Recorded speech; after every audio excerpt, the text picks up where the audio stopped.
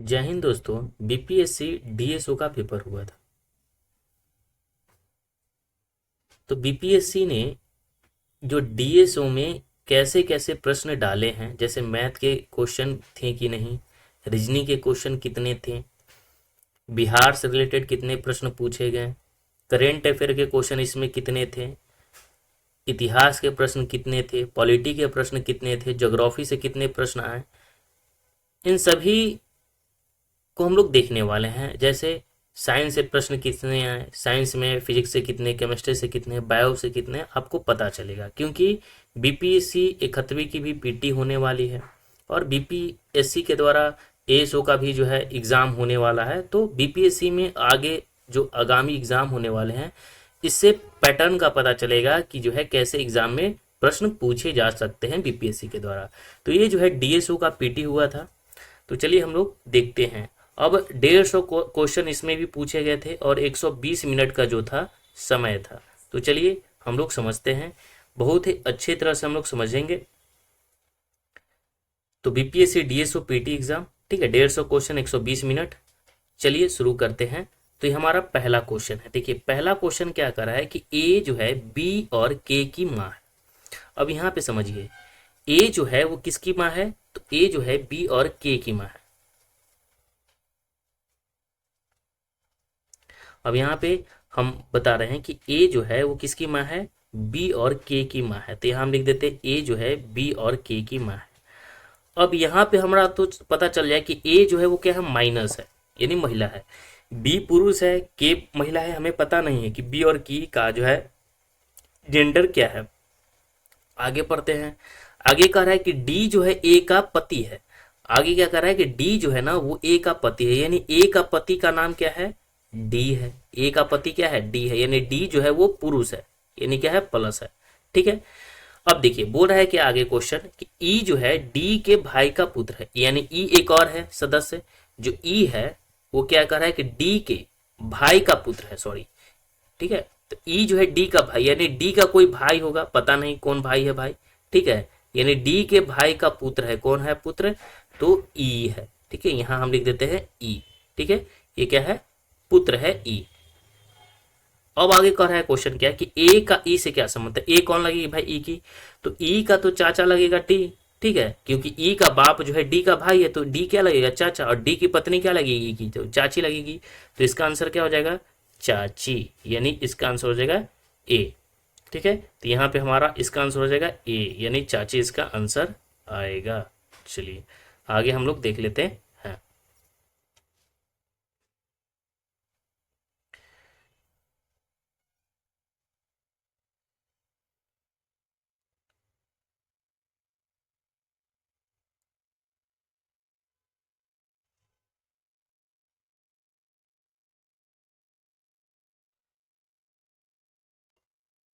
तो पहला आंसर हो गया चाची। चलिए सेकंड नंबर क्वेश्चन जो है रीजनिंग का देख लीजिए कैसा क्वेश्चन पूछा है। सेकंड नंबर जो है ये भी रीजनिंग से क्वेश्चन पूछा है। अब देखिए क्वेश्चन क्या कर रहा है कि लुप्त संख्या को जो है हमें बताना है, इसमें से कौन सा जो है लुप्त संख्या है। तो यहाँ पे देखिए 8 और 4 और 7 और 6 क्या लिखा गया है, 54। तो यहाँ पे देखिए कि 8 गुने अगर हम 4 करते हैं तो क्या लिख सकते हैं, 32। ठीक है, क्या लिखेंगे, 32। और 7 में 6 से गुना करेंगे तो क्या हो जाएगा, 42। तो 42 और 32 को घटाएंगे या जोड़ेंगे तो 54 तो आएगा नहीं। तो यहाँ पे हमारा जो है क्या हो गया, कॉन्सेप्ट ढीला पड़ गया है। सेम पैटर्न सब में फॉलो करना चाहिए। तो देखिए अब क्या कीजिए कि 7 में 6 से गुना कीजिए, तो 7 में 6 से गुना करेंगे तो 42, और 8 और 4 को जोड़िए तब तो कितना हो जाता है, 54। यानी समझ में आ रहा है क्या किया हमने, इसको इसको गुना किया और ऊपर से नीचे वाला को क्या किया, जोड़ दिया। ठीक है, और उनको जो ऐड कर दिया। अब देखिए 8 में हम 4 से क्या करेंगे, सेकंड वाला में तो गुना करेंगे तो आ जाएगा 32, और 12 और 7 को हम जोड़ेंगे तो कितना आ जाएगा, 19, और इन दोनों को जोड़ेंगे तो कितना आ जाएगा, 51। अब देखिए इसी प्रकार जो है 9 और 5 से गुना करेंगे तो कितना आ जाएगा, 9 पचे 45, और 14 और 9 जोड़ेंगे तो कितना हो जाएगा, 23। तो 5 3 8 यानी कितना हो जाएगा, 48। यानी इसका सॉरी 9 पचे 45 और 9 4 23, 4 2 6 यानी 68 इसका आंसर हो जाएगा। ठीक है, जोड़ने में मिस्टेक हो गया, इसका आंसर क्या हो जाएगा, 68 हो जाएगा। तो बी इसका आंसर हो जाएगा। ये हो गया 20 का आंसर। चलिए नेक्स्ट क्वेश्चन हम लोग देख लेते हैं। नेक्स्ट है क्वेश्चन क्या है, थर्ड नंबर क्वेश्चन। अब थर्ड नंबर क्वेश्चन हमें क्या करना है, अब लग रहा है कि अरे ये कितना भारी भरकम सवाल है, लेकिन ये जो है ना भारी भरकम सवाल नहीं है, इजी क्वेश्चन है। अब देखिए इकाई अंक पता करने के लिए क्या करना पड़ता है, तो जितना पावर है इसका तो स्क्वायर करना संभव है नहीं, तो स्क्वायर जैसे 1793 है, ठीक है, तो हमें यूनिट डिजिट से मतलब होना चाहिए। पूछ रहा है अभी क्या कि एन इकाई स्थान पर होना चाहिए, ठीक है, तो यूनिट डिजिट से मतलब होना चाहिए। तो यूनिट डिजिट करने का मतलब इसको आप क्या कीजिए कि जितना पावर है उसको 4 से डिवाइड कर दीजिए। तो इसको हम 4 से डिवाइड करेंगे तो 4 चौके 16, 1 हो जाएगा, 9 हो जाएगा, फिर 4 से लगाइए 16 हो जाएगा, ये 3 हो जाएगा और 3 हो जाएगा, 4 8 32, तो यानी बच जाएगा कितना, 1। यानी पावर आप एक सिर्फ समझिए कितना है पावर, शेष जितना बचता है उतना एक पावर, यानी 6 3 7 4 है ना, तो सिर्फ लिखिए 4 और 4 का पावर कितना 1, ठीक है। अब गुना, अब देखिए इकाई अंक कितना है 5, इकाई अंक से मतलब रखना है सभी में कितना भी बड़ा संख्या हो, कितना भी बड़ा संख्या हो इकाई अंक से मतलब रखना है, ठीक है। अब देखिए 5 है तो 5 का आप 2 रखिए, 5 का पावर 3 रखिए, 5 का पावर 4 रखिए, 5 का पावर कितना भी रखिए उसका हमेशा इकाई अंक गुना करने पर 5 ही आता है, तो इसका भी इकाई अंक कितना आ जाएगा 5 आएगा, ठीक है। अब देखिए 3 के पावर 49 है, हमें 313 में हमने क्या बताया कि इकाई अंक से मतलब रखना है, तो 3 है, तो 3 के पावर जो है कितना है 49 है। तो हमने क्या देखा कि 3 गुने 3 गुने 3 गुने 49 बार तो हम कर नहीं सकते, पॉसिबल है नहीं, इकाई अंक से मतलब है, तो 49 को हम क्या करते हैं 4 से डिविजिबल करते हैं, ठीक है। तो 4 एकम 4 खत्म हो गया, 4 दूनी 8 हो जाएगा और 9 में से 8 जाएगा 1, ठीक है, तो बच गया 1 ही ना, यानी पावर हमें कितना रखना है 1, यानी इकाई अंक 3 है, इसके पावर 1। अब देखिए 4 5 कितना हो जाएगा 20, और 20 में भी 3 से गुना करेंगे तो 20 3 60, यानी इकाई अंक कितना आ रहा है 0, तो इसका आंसर हो जाएगा 0। मे बी कि आप समझ में आया होगा, इसका आंसर क्या हो जाएगा 0 हो जाएगा। चलिए आगे देख लेते हैं हम लोग नेक्स्ट क्वेश्चन। 4 नंबर क्वेश्चन देख लीजिए। हाँ 4 नंबर क्वेश्चन क्या कर रहा है, 4 नंबर क्वेश्चन है हमारा कि दिए गए पैटर्न को ध्यानपूर्वक अध्ययन करना है उसी क्रम में। तो यहाँ पे देखिए 54 40 56 है, 68 54 44 है, 47 39, तो अगला बार क्या होगा, तो यहाँ पे समझना है कि क्या किया गया होगा। तो 4 नंबर क्वेश्चन देख लीजिए, लिखा हुआ है 54 40 56 68 57 44 57 39, ठीक है। तो अब इसको आप बताइए कमेंट में कि इसका आंसर कितना आएगा। आंसर हम आपको बता देते हैं कैसे सॉल्व होगा, आप इसको प्रैक्टिस कीजिएगा, ठीक है। तो इसका आंसर आ जाएगा 32, ठीक है, 32 इसका आंसर होगा। तो चलिए आप देखते हैं कि आपका आंसर आता है कि नहीं। चलिए 5 नंबर क्वेश्चन हम लोग देखते हैं। नेक्स्ट है 5 नंबर क्वेश्चन, रानी और सरिता ने एक स्थान X से यात्रा शुरू की। रानी है और सरिता है, ठीक है, उसने क्या किया कि X से यात्रा शुरू किया। रानी पश्चिम की ओर गई और सरिता उत्तर की ओर गई। मान लेते हैं कि यहाँ पे जो है, ठीक है, सॉरी, मान लीजिए यहाँ पे है, ठीक है, यहाँ पे कौन कौन खड़ी है, रानी खड़ी है और सुनीता खड़ी है, ठीक है, रानी भी खड़ी है और सुनीता भी खड़ी है। आर से रानी, एस फॉर सुनीता। अब देखिए क्या क्वेश्चन कर रहा है कि रानी जो है पश्चिम की ओर गई। रानी किधर गई, तो पश्चिम की ओर गई।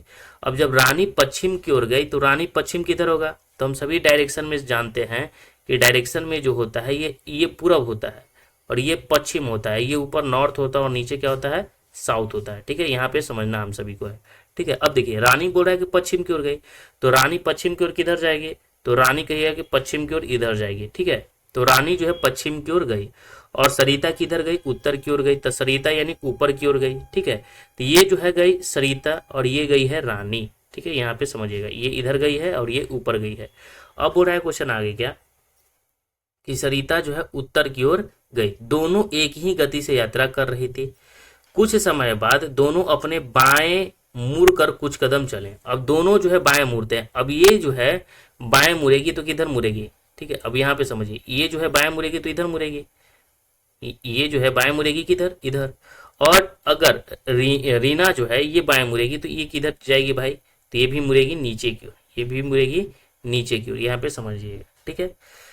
कुछ समय के बाद दोनों अपने बाईं ओर मुड़कर कुछ कदम चले। यदि वे फिर अपने बाईं ओर मुड़ते हैं, समझ में आ रहा है, यहाँ पे समझिएगा, कराएगा कुछ समय बाद दोनों अपने बाईं ओर मुड़े, दोनों ने बाईं ओर मुड़ा, फिर कुछ कदम चले और फिर बाईं ओर मुड़ा, फिर अपनी ओर बाईं ओर मुड़ती है, यानी दोबारा फिर बाईं ओर मुड़ती है। तो यानी दोबारा जब बाईं ओर मुड़ेंगी तो ये फिर नीचे चले जाएगी, ठीक है। और फिर ये बाएं मुड़ेगी तो किधर जाएगी, बाएं मुड़ेगी तो कहिए कि बाएं मुड़ेगी तो फिर ये इधर चले जाएगी, ठीक है। अब क्वेश्चन अब देखिए, ये कह रहा है कि x के सापेक्ष किस दिशा में होगी। ठीक है, तो x के सापेक्ष जो है रानी और सरिता जो है किस दिशा में होगी, तो एक पूर्व दिशा में है और एक दक्षिण दिशा में है, यानी एक जो है नीचे जा रहा है और एक जो है पूर्व दिशा में जा रहा है। तो पूर्व दक्षिण इसका एक ही ऑप्शन में है, तो पूर्व दक्षिण इसका आंसर हो जाएगा। तो बहुत ही इजी था। ठीक है, बस समझना है और हमें इसका जवाब देना था। चलिए आगे हम लोग देख लेते हैं। नेक्स्ट है क्वेश्चन हमारा 6 नंबर क्वेश्चन। 6 नंबर क्वेश्चन क्या कह रहा है कि 5 अंक है। कितने अंक है भाई, तो 5 अंक है। चलिए देख लेते हैं 5 अंक। ठीक है, 5 अंक दिए हुए हैं। अब 5 अंक बोल रहा है, कौन कौन से अंक है, 1 2 3 4 5 में से अंकों का पुनरावृत्ति के बिना, क्या कह रहा है कि पुनरावृत्ति होना चाहिए। ठीक है, पुनरावृत्ति के बिना 2 अंकों की कितनी संख्या हो सकती है, तो टोटल अंक कितने हैं, 5 है। तो एक तो संख्या रिपीट हो जाएगा, एक संख्या कम हो जाएगा, तो क्योंकि एक तो हमेशा सम में होगा, तो पंचों की कितना हो जाएगा, 20। ठीक है, तो 20 इसका आंसर हो जाएगा। ठीक है, तो बहुत ही इजी था ऐसे प्रश्न।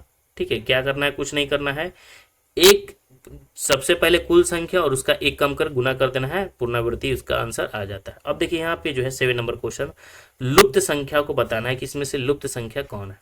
तो बहुत ही इजी है ये जो है लुप्त संख्या निकालना। कैसे, अब यहाँ पे समझना है कॉन्सेप्ट। ठीक है, अब देखिए 3 4 को 5 लिखा जा रहा है, 6 2 को 4 लिखा जा रहा है, तो यहाँ 6 और 2 को जोड़ेंगे तो 8, 8 का आधा हो जाएगा 4। ठीक है, इजिली पता चल गया है। 2 और 1 को जोड़ेंगे तो कितना हो जाएगा, 3, सॉरी। ठीक है, काम नहीं कर रहा है भाई। अब यहाँ पे समझिए, अब कोई और देखिए कुछ तरीका और लगा है क्या। देखिए 3 और 4 कितना हो जा रहा है, 7, सामने सामने, एकदम सामने सामने, देखिए सामने सामने। ठीक है, 3 और 4 कितना हो जा रहा है, 7, 3 और 4 हो जा रहा है 7। ठीक है, अब देखिए 7 और 2 कितना हो जाएगा, यहाँ पे 9, और 5 और 1 कितना हो गया है, 6। ठीक है, तो इसका आंसर क्या हो जाएगा, 9 हो जाएगा इसका आंसर। ठीक है, तो सबसे पहले इसको हम रब करते हैं, इसको हमारा आंसर आ गया 9 नंबर क्वेश्चन, 9 नंबर आंसर। ठीक है, 9 आंसर आ जाएगा। अब 8 नंबर क्वेश्चन क्या है, 8 नंबर क्वेश्चन देख लीजिए। यदि प्लस का अर्थ क्या है, भागा है, जहां पे प्लस है वहां पे क्या है, भागा है, जहां पे प्लस है वहां पे क्या है, तो भागा है। अब देखिए, अब बोल रहा है कि गुना का अर्थ क्या है, जोड़ है। गुना का अर्थ क्या है, जोड़ है। और भागा का अर्थ क्या है, घटाव है। ठीक है, अब यहाँ पे भागा का अर्थ किसी का है ही नहीं, प्लस का अर्थ जो है भागा है, जहां पे प्लस है वहां पे भागा है। तो प्लस देखिए, सबसे पहले अगर ऑप्शन में भी देखेंगे तो हमको चेक करना ही पड़ेगा। ठीक है, ऑप्शन से हमें क्या करना पड़ेगा, चेक करना ही पड़ेगा। तो ए ऑप्शन को लीजिए, बी ऑप्शन को लीजिए, सी ऑप्शन को लीजिए और डी ऑप्शन को लीजिए। ठीक है, तो हम क्या करते हैं कि ऐसे प्रश्नों में हम ए को ना चेक करके बी और सी से शुरू करते हैं। ठीक है, ताकि ज्यादा चांस रहता है। तो देखिए बी और सी, जैसे हम देख लेते हैं, सी को हम देख लेते हैं, तो 46 है। ठीक है, और भागा को क्या लिखा जा रहा है, तो कहिएगा कि सर भागा का 2 लिखना है, घटाओ तो घटाओ लिख देते हैं 6। फिर गुना को क्या लिखना है भाई, तो गुना को लिखना है 4, तो यानी गुना लिख देंगे प्लस और फिर क्या है 4, तो 4। फिर कह रहा है कि माइनस का अर्थ है गुना, माइनस जहाँ है वहाँ गुना लिख देंगे तो 5 हो जाएगा। और फिर प्लस है, तो प्लस को क्या लिखा जा रहा है, भागा, तो प्लस को लिख जाएगा भागा, 3 हो जाएगा। अब इसको हम सॉल्व कर लेते हैं। तो देखिए 46 में से 6 हो जाएगा, कितना हो जाएगा 40, और प्लस पंचों की कितना हो जाएगा 20। तो यहाँ पे 20 लिखेंगे, बिल्कुल नहीं, क्योंकि सबसे पहले भागा और गुना में किसको करते हैं, भागा को, फिर उसके बाद गुना को। तो यहाँ लिख देंगे 4 और गुने 5 बटा क्या लिखेंगे, इसको 3 लिखेंगे। समझ में आया। तब यहाँ पंचों की कितना हो जाएगा 20, 5/3, वही हो गया भागा गुना। तो पंचों के 20/3, 20/3 को अगर हम करेंगे तो कितना, 3 7 21। यहाँ पे तो गड़बड़ हो गया। ठीक है, यहाँ पे क्या हो गया, गड़बड़ हो गया, इसका तो आंसर आया नहीं, कहीं पे तो मिस्टेक तो नहीं किए। एक सेकेंड, तो यहाँ पे तो सी तो हो नहीं रहा है। ठीक है, तो सी नहीं हो रहा है तो बी देख लेते हैं। तो बी यहाँ पे हम देख लीजिए, सबसे पहले क्या है, पैटर्न से समझ में आ जाएगा। जहाँ पे यहाँ संख्या जो है बड़ा खोज रहा है, इसमें सभी में देखिए 74 71 75 है। ठीक है, तो बड़ा करने के लिए जैसे बी हम देख लेते हैं, बी चेक कर लेते हैं भाई, 46 है, 46 है, माइनस को गुना है तो 6 हो जाएगा, 46 गुने क्या हो जाएगा 6। फिर प्लस है, तो प्लस को क्या लिख रहा है, यहाँ पे देखिए प्लस को लिख देना है भागा। ठीक है, और फिर 4।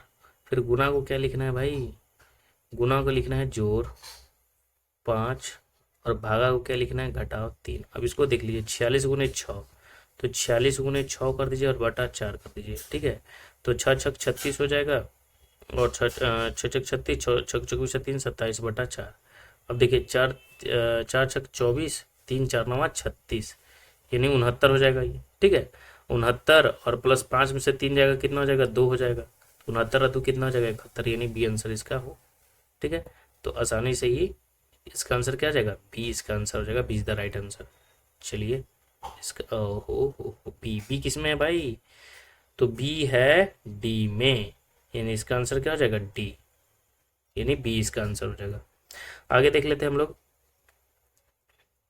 क्या करें, ठीक है। अब बोले नौवां क्वेश्चन देख लेते हैं। 9 नंबर क्वेश्चन क्या है कि दोस्तों का एक समूह है जो अष्टकोण पर एक ही करके बैठे हुए हैं। कैसे हैं, तो अष्टकोण पे बैठे हुए हैं। अब अष्टकोण तो हमें पढ़ना ही नहीं आता यार, ये तो 6 कोण हो गया, ठीक है। तो मान लेते हैं कि अष्टकोण जो है, अब इसको छोड़िए, बता देते हैं, ठीक है। अब बोला क्या है कि अष्टकोण पे बैठे हुए हैं। अब क्या है कि अष्टकोण पे बैठे हुए हैं, आगे एक ही करके बैठे हैं, सभी का मुख जो है केंद्र की ओर है, ठीक है। सभी का मुख किधर है, केंद्र की ओर है, ठीक है। अब जैसे हम इसको क्या करना था कि एक सर्कल बना देते हैं ताकि आपको समझ में आ जाए, ठीक है। यहाँ हम इसको सर्कल बनाते हैं। अब इसको 8 कोण कैसे बनाते हैं, हमको बनाने आता है। 1 कोण, 2 कोण, 3 कोण, 4 कोण, 5 6 7 और 8, ठीक है। कोना कोना ही है, समझ जाना, ठीक है, कोने पे है। और आमने सामने आपको रिलेट कर लेना। सभी का मुख केंद्र की ओर है। महिमा जो है रमा के तिरछे विपरीत है। महिमा जो है रमा के तिरछे विपरीत है। महिमा कहाँ है, तो रमा के तिरछे विपरीत है। तो मान लीजिए कहीं रामा होगी, रामा यहाँ पे होगी, तो रामा के विपरीत कौन है, महिमा है, ठीक है। लेकिन बोल रहा है क्या, तिरछे है, ठीक है। तो तिरछे तिरछे कहाँ बना देते हैं, मान लीजिए कि महिमा है, महिमा रमा के तिरछे, यानी महिमा जो है रमा, तो रमा यहाँ लिख देते हैं। तिरछा हो ना, तिरछा तिरछी। जो सुषमा के दाईं ओर है, महिमा रमा के तिरछे है, महिमा जो है रमा के तिरछे है, और सुषमा के दाईं ओर, यानी सुषमा यहाँ होगी तब दाईं ओर। रवि जो है सुषमा के बगल में है, रवि जो है सुषमा के बगल में, यानी रवि यहाँ पे हो गया रवि, ठीक है, रवि भाई। आगे बोल रहा है क्या, और गिरधर के विपरीत है। रवि जो है सुषमा के बगल में है और गिरधर के विपरीत, यानी गिरधर यहाँ होगा तब इसके आमने सामने हो जाएगा, ये हो गया। आगे बोल रहा है क्या है कि जो चंद्रा के बाईं ओर है, ठीक है, जो अब रवि सुषमा के बगल में है और गिरधर के विपरीत है, ठीक, गिरधर के विपरीत है। रवि किसके है बाईं ओर, तो सुषमा के बाईं ओर है, सुषमा के बाईं ओर हमने कर दिया। और गिरधर के विपरीत है, गिरधर के विपरीत कर दिया। जो चंद्रा के बाईं ओर है, और जो किसके बाईं ओर है, तो चंद्रा के बाईं ओर है। चंद्रा के बाईं ओर कौन है, गिरधर है, ठीक है, चंद्रा के बाईं ओर गिरधर है। सावित्री महिमा के दाईं ओर नहीं बल्कि शालिनी के विपरीत है। सावित्री जो है महिमा के दाईं ओर नहीं बल्कि शालिनी के विपरीत है। शालिनी यहाँ हो गई और यहाँ पे हो जाएगी कौन, शालिनी, शालिनी, शालिनी यहाँ हो गई और सावित्री हो गई यहाँ, सावित्री, ठीक है। अब हो रहा है कि शालिनी के दाईं ओर कौन है, शालिनी के दाईं ओर कौन है, तो गिरधर है। आप देख सकते हैं जी फॉर गिरधर हमने किया था, तो जी फॉर गिरधर इसका आंसर हो जाएगा, ठीक है। तो इसका आंसर क्या हो जाएगा, गिरधर। चलिए आगे देख लेते हैं, इसको हम क्लीन करते हैं।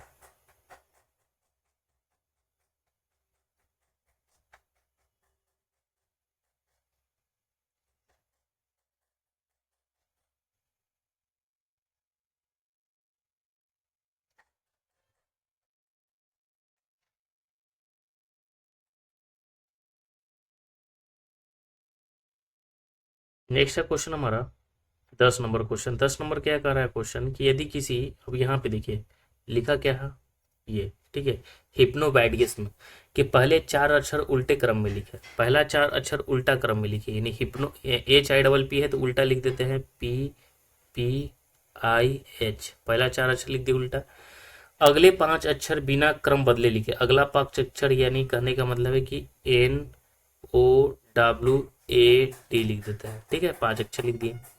अब बोल रहा है कि बिना लिखे जाए और फिर शेष अक्षर फिर से उल्टे लिख दे। डी के बाद फिर उलटा लिख देते, यानी MSAI हो गया, ठीक है।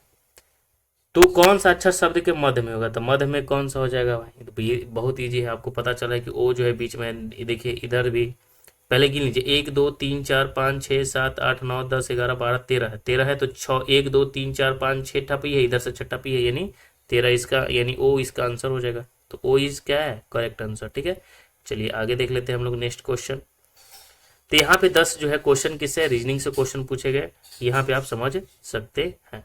चलिए नेक्स्ट क्वेश्चन देख लेते हैं 11 नंबर क्वेश्चन। 11 नंबर क्वेश्चन क्या है कि अखिल भारतीय उच्च शिक्षा सर्वेक्षण, ठीक है, जिसका नाम क्या है AICH, क्या है AISHE 2021-22 की रिपोर्ट के अनुसार भारत में उच्च शिक्षा में नामांकित विदेशी छात्रों को सबसे अधिक संख्या जो है किस देश से है। ठीक है, अब देखिए सबसे अधिक जो छात्र है वो किस देश से है, ये हमसे क्वेश्चन पूछा है।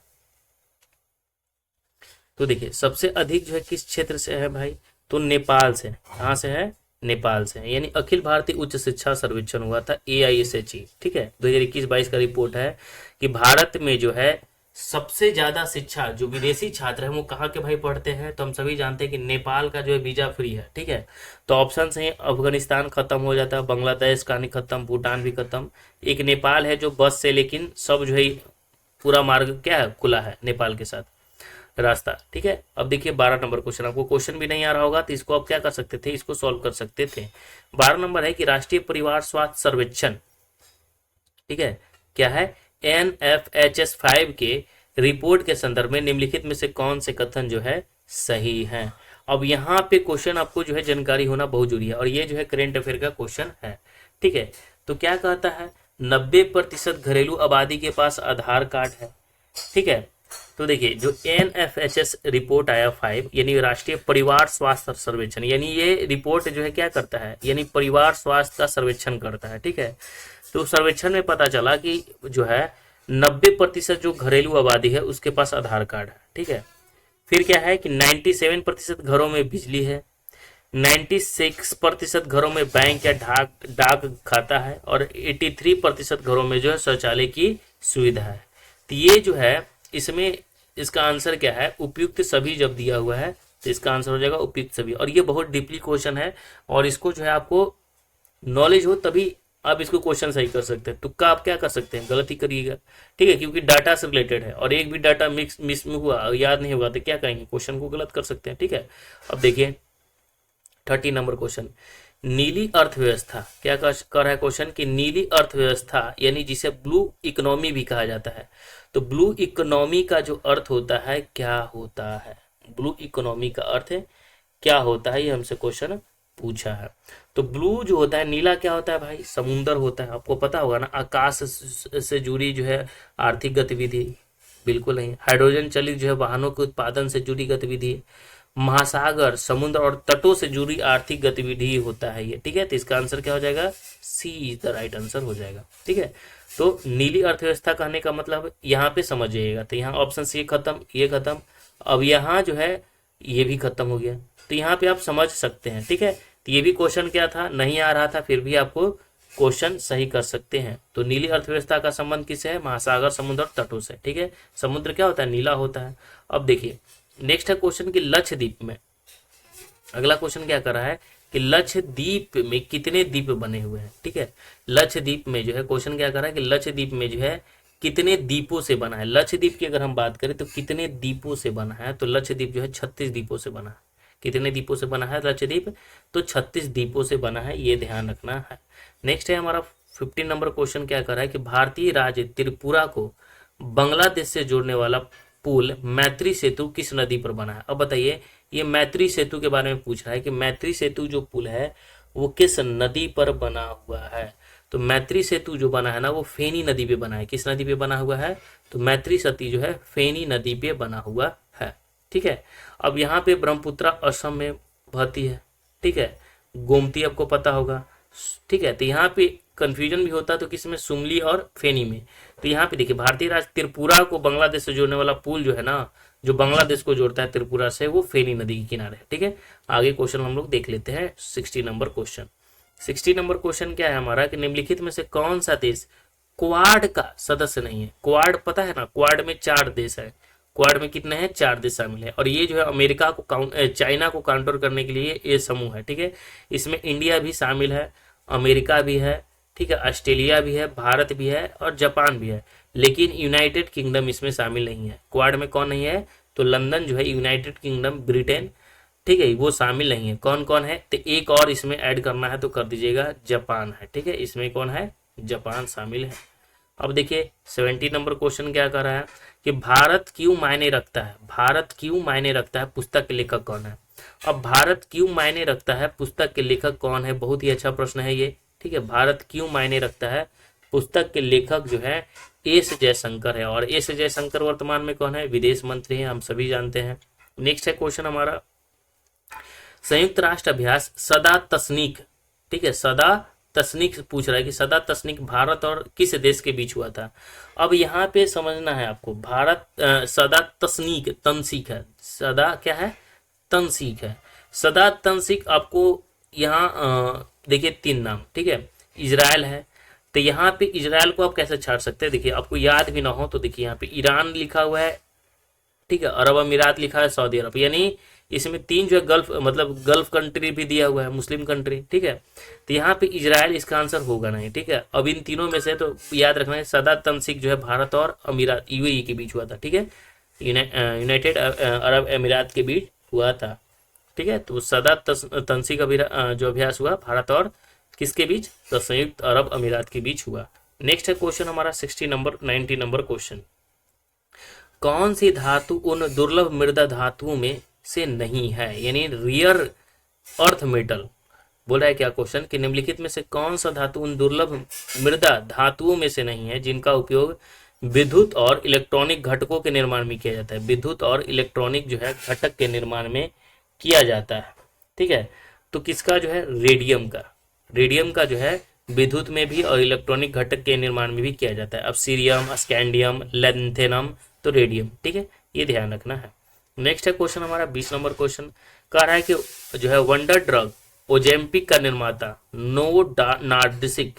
ठीक है, वंडर ड्रग है ओजेम्पिक। ठीक है, तो ओजेम्पिक के जो डायरेक्टर है, निर्माता है, ये ड्रग है, ड्रग समझ में आ रहा है ना, वंडर ड्रग है जिसे कहा जाता है ओजेम्पिक। ओजेम्पिक क्या है, वंडर ड्रग है।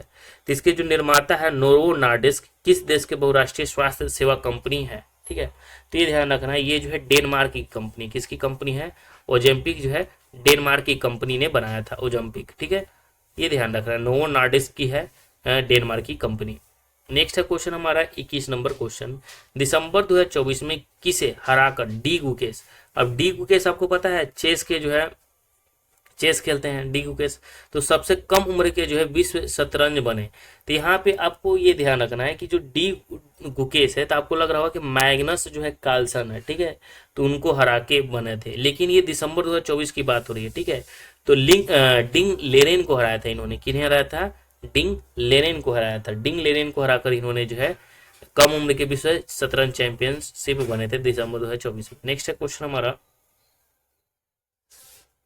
22 नंबर क्वेश्चन, 22 नंबर है कि सिंधु जल संधि के बारे में निम्नलिखित में से कौन सा कथन सही है। अब सिंधु जल संधि क्यों इंपॉर्टेंट है कि भारत और पाकिस्तान के बीच हाल ही मामला जो है देखने को मिला, जो बहुत इंपॉर्टेंट हो जाता है। ठीक है, तो सिंधु जल संधि के बारे में क्वेश्चन पूछा, तो सिंधु जल संधि क्या है भाई, तो देखिए यह संधि जवाहरलाल नेहरू और फील्ड मार्शल अयूब खान के बीच लाहौर में हस्ताक्षरित किया गया था। ठीक है, तो ये तो बिल्कुल सही है। यह जो सिंधु जल संधि जो है मामला है 1960 का, इन 2 देशों के बीच की है, भारत और पाकिस्तान। ठीक है, तो भारत के जो प्रधानमंत्री थे जवाहरलाल नेहरू और पाकिस्तान के फील्ड मार्शल थे अयूब खान, उनकी बीच में ही लाहौर में ये सिग्नेचर हुआ था। इस संधि ने भारत को चिनाब, सिंधु और झेलम नदियों के जल विद्युत शक्ति उत्पन्न करने की अनुमति दी थी। यानी भारत ने कहा कि आप 3 नदियां, जैसे चिनाब नदी, सिंधु नदी और झेलम नदिया से अब जो है जल विद्युत शक्ति उत्पन्न की अनुमति मिला था भारत सरकार के द्वारा। अस्थायी सिंधु आयोग में भारत और पाकिस्तान से एक जो है आयुक्त भी होंगे, ये भी सही है। लेकिन हाल फिलहाल में ये चर्चा में क्यों रहा, क्योंकि जो है ऑपरेशन सिंदूर चला, जिसके कारण क्या कर दिया गया, सिंधु जल संधि को जो है निरस्त कर दिया गया। ठीक है, लेकिन अभी बांध तो भारत के पास है नहीं, तो निरस्त करना मुमकिन है नहीं, बांध बनेगा तब कुछ हो सकता है। ठीक है, लेकिन अभी से ही पाकिस्तान का जो है गला सूख रहा है, तो इसका आंसर जो होगा उपयुक्त सभी हो जाएगा मेरे भाई। नेक्स्ट है क्वेश्चन हमारा 23 नंबर क्वेश्चन, 23 नंबर क्वेश्चन क्या है कि भारत के शुभांशु शुक्ला, अब सभी जानते हैं शुभांशु शुक्ला हाल ही की बात है, ये अंतरिक्ष में गए हैं। ठीक है, तो शुभांशु शुक्ला के साथ साथ किन अन्य देशों के अंतरिक्ष यात्री जो है 2025 में अंतर्राष्ट्रीय अंतरिक्ष स्टेशन जाने वाले एक्सियोम 4 मिशन के हिस्से थे। अब एक्सियोम 4 मिशन के बारे में हमने बताया था, ठीक है। तो इसमें अगर हम बात करते, पोलैंड के भी थे और हंगरी के भी थे। कौन कौन थे? पोलैंड देश के भी थे और साथ में हंगरी देश के भी गए थे शुभांशु शुक्ला के साथ। तो इसका आंसर क्या हो जाएगा? 3 और 4 इसका आंसर हो जाएगा। नेक्स्ट क्वेश्चन हम लोग देख लेते हैं 24 नंबर क्वेश्चन कि इसरो के पहले सौर मिशन का नाम क्या है? इसरो के पहले जो सौर मिशन है उसका नाम क्या है? तो यहाँ ध्यान रखना है कि इसरो का जो पहला था सौर मिशन, सूर्य का मिशन, तो रवि नहीं, रवि, भास्कर और सूर्य, सूर्य को पर्यायवाची शब्द है लेकिन नाम रखा गया था आदित्य एल1। क्या है नाम इसका? आदित्य एल1, ये ध्यान रखना है। 25 नंबर क्वेश्चन देख लेते हैं। 25 नंबर क्वेश्चन क्या है कि 19वां जो है नेम शिखर सम्मेलन, ठीक है, एनएम शिखर सम्मेलन, ठीक है। तो एनएम जिसे गुट निरपेक्ष आंदोलन भी कहा जाता है, ठीक है। तो यहाँ देखिए 19वां नेम शिखर सम्मेलन कहाँ आयोजित किया गया था? बहुत ही आसान क्वेश्चन है, युगांडा। युगांडा की राजधानी कहाँ है? कंपाला, ठीक है। तो युगांडा में जो है ये कहाँ था आयोजन किया गया था? तो 19वां जो है नेम शिखर सम्मेलन कहाँ? युगांडा में किया गया था। 26 नंबर क्वेश्चन क्या है हमारा कि किस देश ने फिलिस्तीन में इजराइल की कार्रवाई के खिलाफ अंतर्राष्ट्रीय न्यायालय यानी आईसीजे, ठीक है, इंटरनेशनल कोर्ट ऑफ जस्टिस में मामला दायर किया गया और इसे जो है नरसंहार बताया गया था? बहुत ही अच्छा क्वेश्चन है कि किस देश ने, तो दक्षिण अफ्रीका ने, जो दक्षिण अफ्रीका था उसने क्या किया था कि फिलिस्तीन में जो इजराइल की कार्रवाई था उसके खिलाफ अंतर्राष्ट्रीय न्यायालय में गया था दक्षिण अफ्रीका देश, ठीक है। और जो ये मामला था फिलिस्तीनियों पर जो इजराइल के द्वारा जो अत्याचार किया जा रहा है उसको नरसंहार बताया गया था। और ये आईसीजे अंतर्राष्ट्रीय न्यायालय में कौन गया था? तो दक्षिण अफ्रीका देश गया था, ठीक है। दक्षिण अफ्रीका आप जानते ही वो कौन है? एबी डिविलियर्स का नाम सुनी हुई क्रिकेट में, दक्षिण अफ्रीका की खिलाड़ी है। Faf du Plessis. नेक्स्ट है हमारा 27 नंबर क्वेश्चन क्या है कि सूची 1 को सूची 2 से जो है मिलान करना है। सूची 1 को सूची 2 से मिलान करना है। अब देखिए इसमें सूची 1 में सूची 2 से हम कैसे मिलान करेंगे, बहुत जरूरी है। अब देखिए सब में लास्ट में 1 है, ठीक है, सबसे लास्ट में 1 है। तो सबसे पहले हमारा जो है बी ऑप्शन को हम क्या करेंगे, इसको हटाएंगे। अब देखिए 2 ऑप्शन में 4 है, 1 में 2 है, तो सबसे पहले नहीं पता है तो हम इसको ऐसे करेंगे, ठीक है। अब हम देख लेते हैं आगे की प्रक्रिया, ठीक है। तो आगे की प्रक्रिया क्या है? अब देखिए यहाँ पे आपको क्या करना पड़ेगा, ऐसे जो 2 में कॉमन हो, तो देखिए इसमें भी 2 है, इसमें भी 2 है, तो यानी इसका आंसर हो जाएगा ए। अब चलिए इसको नहीं भी पता है तो हम इसको सॉल्व करते हैं। अब देखिए ऑपरेशन गंगा जो चलाया गया, बहुत ही आसान है क्वेश्चन, ठीक है, आसान क्वेश्चन नहीं है, बहुत अच्छा क्वेश्चन पूछा है, ये ध्यान रखना है। अब देखिए जो पढ़ने वाले स्टूडेंट है स्कोर करेंगे। ऑपरेशन गंगा जो है वो किस देश की है भाई? ऑपरेशन गंगा कहाँ चलाया गया था? तो हम सभी जानते हैं कि ऑपरेशन गंगा जो है यूक्रेन में चलाया गया था। अब यूक्रेन में कैसे चलाया गया था? जैसे यूक्रेन और रूस के बीच में क्या है, जो है युद्ध का माहौल चल रहा था उस समय, ठीक है। तो यूक्रेन में बहुत सारे जो है मेडिकल के स्टूडेंट जो थे पढ़ाई करने गए हुए थे यूक्रेन में, तो वहाँ फंसे हुए थे युद्ध के दौरान। तब ऑपरेशन गंगा के तहत उनको भारत में लाने के लिए जो है ये ऑपरेशन गंगा चलाया गया था, ठीक है, ये ध्यान रखना है। अब देखिए ऑपरेशन कावेरी जो है कहाँ चलाया गया था? तो याद रखना कि ऑपरेशन जो कावेरी था वो सूडान में चलाया गया था। कहाँ पे चलाया गया था? सूडान में चलाया गया था, ये ध्यान रखना। ऑपरेशन कावेरी कहाँ चलाया गया था? सूडान में चलाया गया था। ऑपरेशन जो अजय है वो कहाँ चलाया गया था? तो अजय जो है इजराइल में चलाया गया था। ऑपरेशन देवी शक्ति जो है चलाया गया था अफगानिस्तान में चलाया गया था, ठीक है, क्योंकि अफगानिस्तान में भी, तो ये ध्यान रखना है। तो ऑपरेशन देवी शक्ति जो है अफगानिस्तान में चलाया गया था। तो इसका आंसर सीधा हो जाएगा ए का 4, बी का 3, सी का 2 और डी का 1। चलिए तो इसको हम ऐसे करते हैं। ऑपरेशन गंगा जो है कहाँ चलाया गया था? यूक्रेन में चलाया गया था, ठीक है। अब देखिए ऑपरेशन जो कावेरी है वो चलाया गया था कहाँ पे? सूडान में चलाया गया था। अब नेक्स्ट है हमारा ऑपरेशन अजय जो है चलाया गया था कहाँ पे? तो इजराइल में चलाया गया था, ठीक है। अब देख लेते हैं ऑपरेशन जो देवी शक्ति है वो चलाया गया था अफगानिस्तान में। तो सेम कलर जो आप देख सकते हैं। नेक्स्ट है क्वेश्चन हमारा 28 नंबर क्वेश्चन। 28 नंबर क्वेश्चन क्या कर रहा है यहाँ पे समझना बहुत जरूरी है। बोल रहा है क्या क्वेश्चन की कृत्रिम वर्षा के लिए सबसे अधिक किस रसायन का उपयोग होता है? अब देखिए कृत्रिम जो वर्षा होता है, ठीक है, कृत्रिम वर्षा, कृत्रिम एक होता है वर्षा। अब ठीक है, अब देखिए फिल्मों में बारिश आपने देखा होगा, फिल्मों में वर्षा होता है तो देखिए कभी कभी क्या होता है कि कृत्रिम वर्षा की आवश्यकता पड़ती है, तो कृत्रिम एक होता है प्राकृतिक वर्षा हो रही है, ठीक है, एक होता है जब जरूरत पड़े तब वर्षा की जरूरत पड़े तब भाई वर्षा करवाई जाए। तो कृत्रिम वर्षा जो होता है वो किस रसायन का उपयोग करके किया जाता है, कौन सा केमिकल का उपयोग करके जो है कृत्रिम वर्षा वर्षा का इस्तेमाल किया जाता है, ठीक है। तो देखिए कौन सा केमिकल फेनोमेना है, तो ये सिल्वर आयोडाइड है, पोटेशियम क्लोराइड है, बिल्कुल नहीं, सोडियम नाइट्रेट है, बिल्कुल नहीं। यहाँ पे सिल्वर नाइट्रेट और सिल्वर आयोडाइड में कंफ्यूजन हो रहा होगा, ठीक है। तो इसका आंसर क्या हो जाएगा, तो याद रखना कि सिल्वर आयोडाइड है। कौन सा है, सिल्वर आयोडाइड। कृत्रिम वर्षा होता है किससे, सिल्वर आयोडाइड से कराया जाता है, ठीक है, सिल्वर आयोडाइड फिनोमेना, ठीक है, ये ध्यान रखना। नेक्स्ट है क्वेश्चन हमारा 29 नंबर क्वेश्चन, तो याद रखना है सिल्वर आयोडाइड कृत्रिम वर्षा। नेक्स्ट है किस कंपनी ने भारत की आकाश तीर वायु रक्षा प्रणाली विकसित किया, बताइए। आकाश तीर वायु जो रक्षा प्रणाली है विकसित किसने किया है, तो भारत इलेक्ट्रॉनिक लिमिटेड ने किया है। किसने किया है, भारत इलेक्ट्रॉनिक जो लिमिटेड है, जिसे हम क्या कहते हैं, भेल भी कहा जाता है, इसे क्या कहा जाता है, भेल भी कहा जाता है। तो भारत जो ठीक है, तो Bharat heavy electronic limited, sorry Bharat electronic limited, भेल भी कहा जाता है, ठीक है, ये ध्यान रखना है। तो किस कंपनी ने भारत में आकाश तीर वायु रक्षा प्रणाली, तो वायु रक्षा प्रणाली क्या है, एयर डिफेंस सिस्टम, ठीक है, और उसका नाम क्या है, आकाश तीर है। तो आपको लग रहा होगा कि भाई हो सकता है हिंदुस्तान एरोनॉटिक्स लिमिटेड ने किया होगा, तो ठीक है, अडानी और भारत डायनेमिक्स नहीं, भारत इलेक्ट्रॉनिक्स लिमिटेड ने किया है, ये ध्यान रखना है। नेक्स्ट है क्वेश्चन हमारा कि कृत्रिम बुद्धिमत्ता, क्या क्वेश्चन करा है कि कृत्रिम बुद्धिमत्ता जिसे हम एआई कहते हैं, आर्टिफिशियल इंटेलिजेंस का जनक जो है किसे माना जाता है, तो जॉन मैकार्थी को माना जाता है। किसे, एआई के जनक है जॉन मैकार्थी साहब है। नेक्स्ट है 31 नंबर क्वेश्चन, ये फ्रेंच ओपन हुआ था 2025, देखिए करंट अफेयर का क्वेश्चन है। तो फ्रेंच ओपन 2025 प्रतियोगिता में महिला एकल की विजेता जो थी वो कौन थी, तो ये ध्यान रखना है, तो थी कोको गॉफ। कौन थी, कोको गॉफ। 32 नंबर क्वेश्चन है कि निम्नलिखित में से कौन सा देश जो है यूक्रेन के साथ अपनी सीमा साझा करता है। अब देखिए यूक्रेन के साथ जो है कौन कौन सा देश जो है सीमा साझा करता है, तो मोल्देवा भी करता है, बेलारूस भी करता है, रोमानिया भी करता है और स्लोवाकिया भी करता है, यानी इसका आंसर क्या हो जाएगा, इनमें से सभी इसका आंसर हो जाएगा। नेक्स्ट है क्वेश्चन हमारा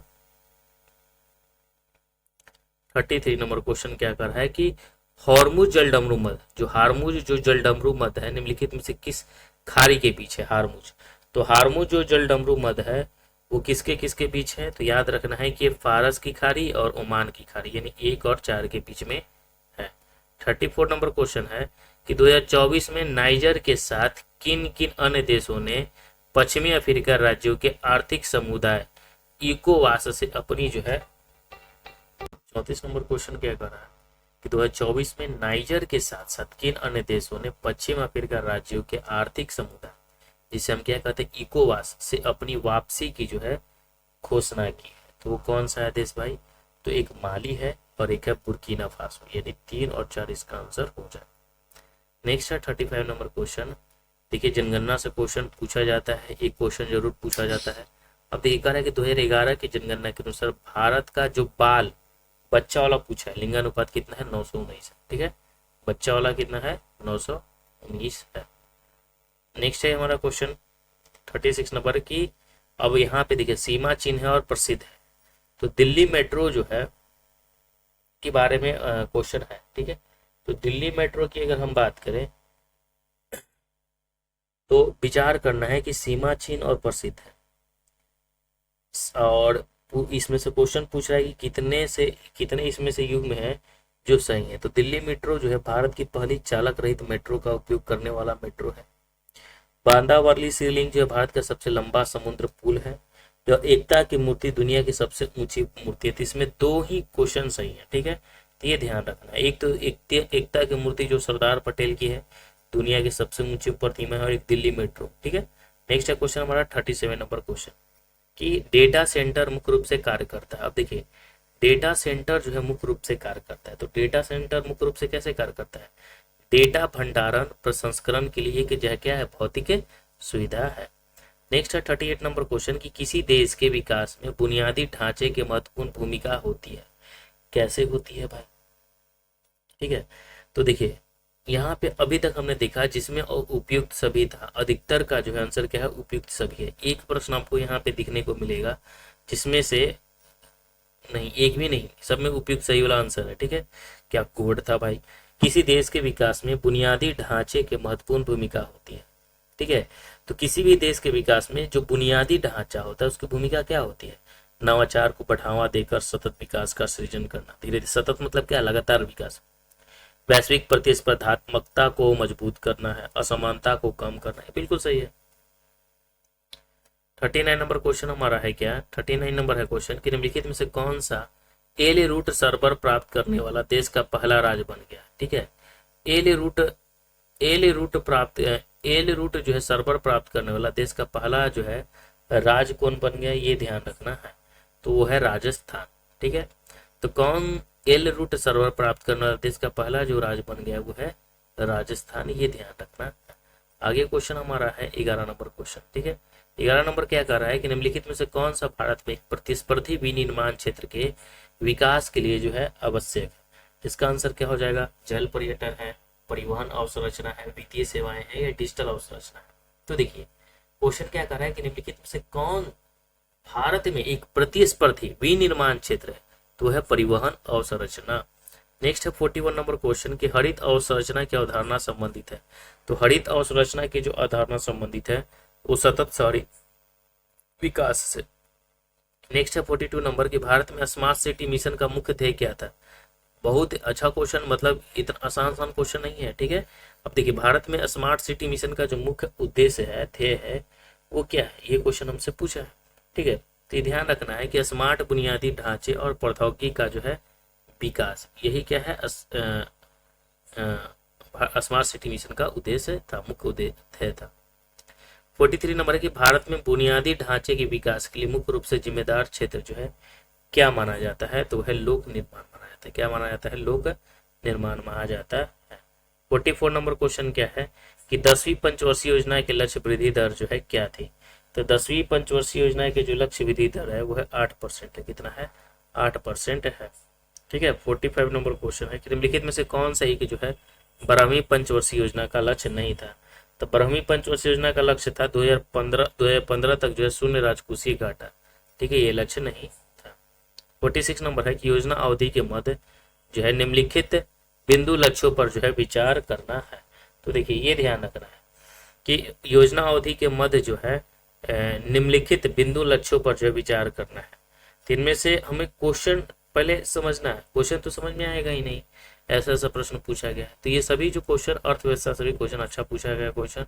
तो देखिए योजना अवधि जो होता था, योजना आयोग की स्थापना जब हुई थी तो वो 5 साल के लिए हर एक योजना होता था। ठीक है, तो योजना अवधि के बीच में निम्नलिखित बिंदु पर विचार करना है। ठीक है, तो इनमें से सबसे पहले क्रम में सजाना है कि सबसे पहले कौन हो सकता है। ठीक है, तो देखिए बुनियादी और भारी उद्योगों के विकास पर तेजी से औद्योगिकरण, ये बिल्कुल सही है। जीवन के गुणवत्ता और सामाजिक न्याय के साथ विकास, लिंग असमानता में कमी के साथ तीव्र और समावेशी विकास। ठीक है, विस्तारित अर्थव्यवस्था की स्थितियां बनाकर गरीबों की समस्या पर सीधा पार। तो ये तो याद रखना कि पहला जो होगा पहले होगा सबसे पहले, तो पहला एक ही में है तो 1 4 2 3 इसका आंसर हो जाएगा। आगे देख लेते हैं।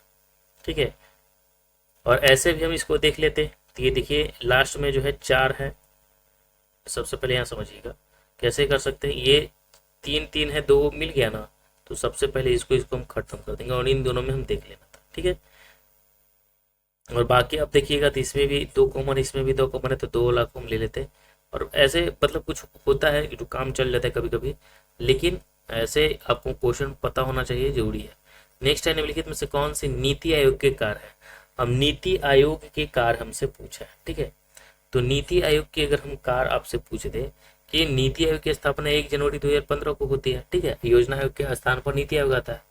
तो ग्राम स्तर पर विश्वसनीय योजनाएं तैयार करना, ये नीति आयोग का कार्य है क्या? बिल्कुल, ये नीति आयोग का कार्य है। ठीक है,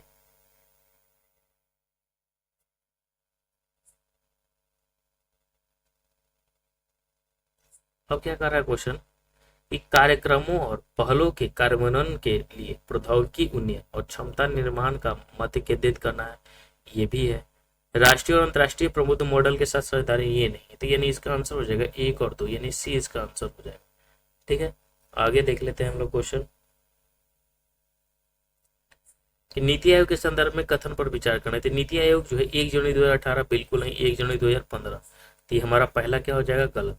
अब पहला ऑप्शन जिस में है वो नहीं, खत्म खत्म खत्म, टाटा बाय बाय, यानी एक ही ऑप्शन बचता है 2 3 4, ये ऑटोमेटिक आंसर हो गया। तो हमें पता होता तो हम क्या करते, सही क्वेश्चन तक पहुंच सकते, लेकिन फिर भी हम लोग नॉलेज के लिए हम पढ़ना जरूरी है। ठीक है, 1 जनवरी 2015 को हुआ था। दूसरा कह रहा है कि यह योजना जो है क्या है, योजना आयोग का जो है क्या कह रहा है कि योजना आयोग का जो है प्रतिस्थापन था, बिल्कुल था। इसका पूरा नाम राष्ट्रीय भारत परिवर्तन संस्था रखा गया था। नीति आयोग का जो नाम है वो क्या है,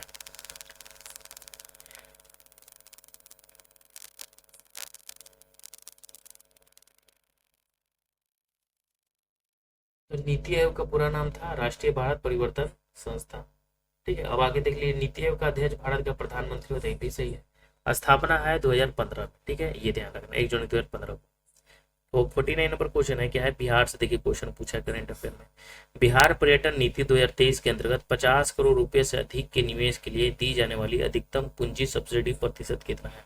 अब ये क्वेश्चन किन्हीं को पता नहीं होगा तो क्या करेंगे, तो ऐसे प्रश्नों को छोड़ कर आना है, निगेटिव क्वेश्चन है तो। ठीक है, 50% अगर ना पता हो तो। ठीक है, और नहीं तो अधिकतर बी और सी में से देख लेना है, भाई रिस्क लेना है आपको तो। अब देखिए, अभी कथन कह रहा है क्या कि बिहार की अर्थव्यवस्था में हाल के वर्षों में उल्लेखनीय वृद्धि देखी गई। ये भी बिहार से ही क्वेश्चन है। ठीक है, ये ध्यान रखना है। बुनियादी ढांचे का विकास, कृषि और मानव विकास सकारात्मक भूमिका निभा रहे हैं, तो दोनों कथन सही है। ठीक है, तो दोनों कथन सत्य है, दोनों कथन सत्य है, यहाँ हो जाएगा सी नंबर, और आर जो है ए का सही स्पष्टीकरण है। आगे है 51 नंबर क्वेश्चन कि डीपी धर ने तैयार और शुभारंभ किया। तो डीपी जो धर थे वो क्या किए थे, तो बिहार के 5वीं पंचवर्षीय योजना इन्होंने क्या किया था, शुभारंभ किया था डीपी धर ने। ठीक है, ये ध्यान रखना है। आगे क्वेश्चन हमारा है कि जमुई बिहार जाना जाता था अपनी किसके लिए, तो जमुई जो है सोना भंडार के लिए जाना जाता था। जमुई किसके लिए, तो सोना भंडार के लिए जमुई जो है जाना जाता था। 53 नंबर है कि भागलपुर शहर जो है विशेष रूप से तो सिल्क सिटी कहा जाता है उसको, भागलपुर को सिल्क सिटी यानी टसर सिल्क सिटी कहा जाता है, ये ध्यान रखना, सिल्क सिटी ऐसे कहा जाता है, आपको याद रखना है। नेक्स्ट हमारा है 50 नंबर 54, अभी कथन है कि नीति आयोग ने योजना आयोग को प्रतिस्थापित किया, बिल्कुल किया। नीति आयोग जो है योजना आयोग के स्थान पर यह 1 जनवरी 2015 को। ठीक है,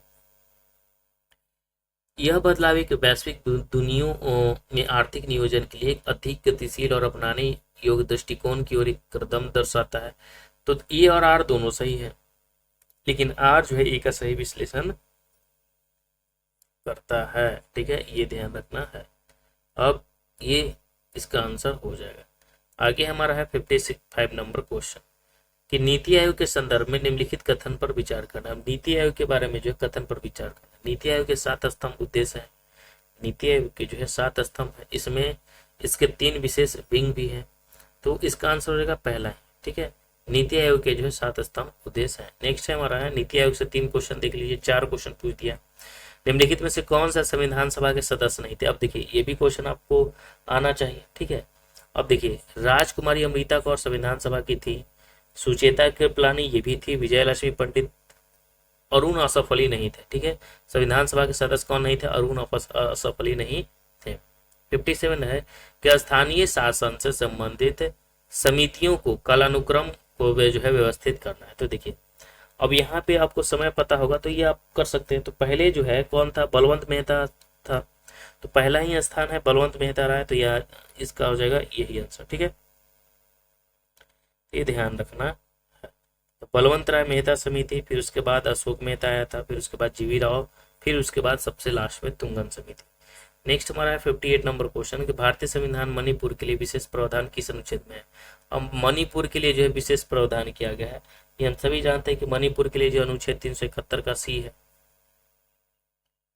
नेक्स्ट है क्वेश्चन 59 नंबर क्वेश्चन, क्या कह रहा है 59 नंबर क्वेश्चन, इस संसद के अनुमान समिति एस्टिमेट्स के संबंध में निम्नलिखित में से कौन सा कथन जो है सही है। ठीक है, तो संसद के अनुमान समिति यानी एस्टीमेट्स कमेटी के संबंध में हमें कथन सही बताना है। ठीक है, तो देखिए अनुमान समिति का गठन जो है जॉन मथाई समिति की सिफारिश पर किया गया था, जो बिल्कुल सही है। अनुमान समिति का जो गठन हुआ था वो जॉन मथाई के द्वारा ही, और इस समिति में राज्यसभा का कोई प्रतिनिधि नहीं होता, ये भी सही, यानी ए और दो दोनों क्या है, इसका आंसर सही है। आगे क्वेश्चन देख लेते हैं 60 नंबर क्वेश्चन कि निम्नलिखित में से कौन सा कथन सही है। तो देखिए ध्यानाकर्षण प्रस्ताव एक भारतीय नवाचार है। ध्यानाकर्षण की अगर हम बात करें तो क्या है, एक जो है नवाचार है। ध्यानाकर्षण प्रस्ताव नियमावली में उल्लिखित नहीं है, तो इसका भी आंसर क्या हो जाएगा, एक और दो इसका आंसर हो जाएगा। ठीक है, ए इसका आंसर हो जाएगा। 61 नंबर क्वेश्चन है कि लोकसभा अध्यक्ष को हटाने के लिए किस प्रकार का जो है बहुमत आवश्यक है। बताइए, लोकसभा अध्यक्ष को हटाने के लिए, लोकसभा की जो अध्यक्ष है अभी कौन है, ओम बिरला है, अब इनको हटाना है तो कैसे भाई, किस प्रकार का बहुमत जो है जरूरी है, पूर्ण बहुमत, विशेष बहुमत, साधारण बहुमत या प्रभावी बहुमत। तो प्रभावी बहुमत क्या है, पूर्ण बहुमत, प्रभावी बहुमत। ठीक है, ये ध्यान रखना है। नेक्स्ट है हमारा 62 नंबर क्वेश्चन, निम्नलिखित में से कौन सा भारतीय वरीयता क्रम में सबसे नीचे आता है। जैसे पूर्व राष्ट्रपति, उप प्रधानमंत्री, भारत के मुख्य न्यायाधीश और किसी राज्य के राज्यपाल। तो देखिए भारत के जो मुख्य न्यायाधीश है वो सबसे नीचे आएंगे अगर हम पावर के रूप में देखें तो। ठीक है, पूर्व राष्ट्रपति, फिर उप प्रधानमंत्री, फिर राज्य के राज्यपाल, फिर उसके बाद भारत के मुख्य न्यायाधीश।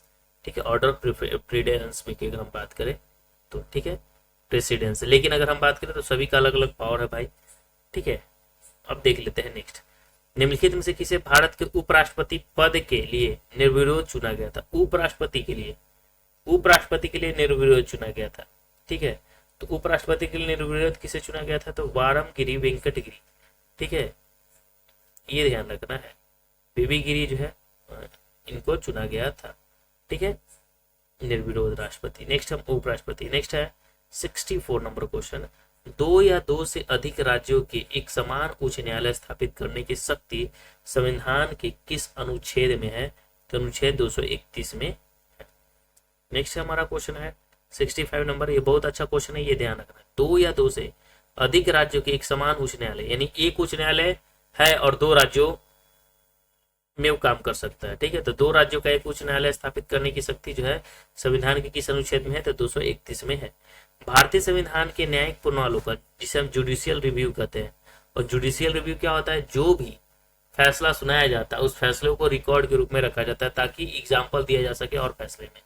तो ये जुडिशियल रिव्यू की शक्ति जो है प्रदान करता है, तो केवल सर्वोच्च न्यायालय में है, नहीं, ये सर्वोच्च न्यायालय में और उच्च न्यायालय दोनों जो है ये करते हैं। ठीक है, सर्वोच्च न्यायालय भी मतलब सुप्रीम कोर्ट तो करती है और हाई कोर्ट भी एग्जाम्पल लेती है। ठीक है, ये ध्यान रखना है। नेक्स्ट हमारा है क्वेश्चन 66 नंबर, निम्नलिखित में से कौन सा अनुच्छेद जो 1976 के 42वें संशोधन अधिनियम के द्वारा जो है प्रस्तावित किया गया था।